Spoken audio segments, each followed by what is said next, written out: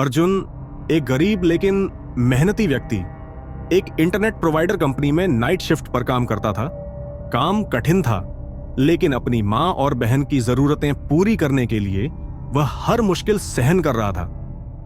एक रात कंपनी से सूचना आई कि महाकाल नगर के पास वाले इंटरनेट टावर में खराबी आ गई है और उसे तुरंत ठीक करना होगा। अर्जुन को तुरंत वहां भेजा गया।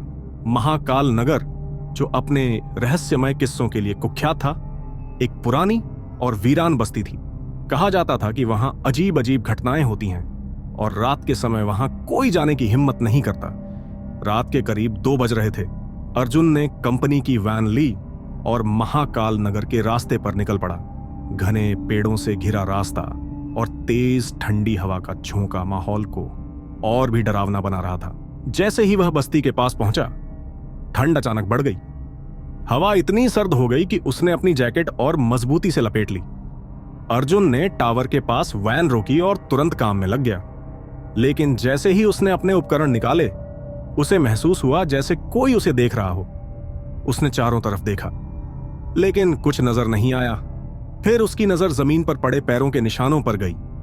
निशान ताजा लग रहे थे, जबकि वहां कोई और नहीं था। काम करते करते अर्जुन की नजर बस्ती के सबसे बड़े घर पर पड़ी। वह एक पुरानी हवेली थी। हवेली की खिड़कियां बार बार धीमे धीमे खुल और बंद हो रही थीं, जैसे कोई हवा अंदर बाहर जा रही हो। इस हवेली के बारे में कहा जाता था कि वहां कभी जमींदार जगन्नाथ रहते थे, जिनकी मौत रहस्यमय परिस्थितियों में हुई थी। उनकी आत्मा अब भी उस हवेली में भटकती है। अर्जुन के मन में जिज्ञासा बढ़ गई और वह हवेली के पास चला गया। जैसे ही उसने दरवाजे को हाथ लगाया, दरवाजा खुद ब खुद चरमराहट के साथ खुल गया। अंदर गहरी खामोशी थी और ठंड बढ़ती जा रही थी। हवेली के मुख्य हॉल में एक पुरानी लकड़ी की मेज पर एक बड़ा सा संदूक रखा था। अर्जुन ने जैसे ही संदूक खोला, उसके अंदर पुराने सिक्के और गहने रखे हुए थे।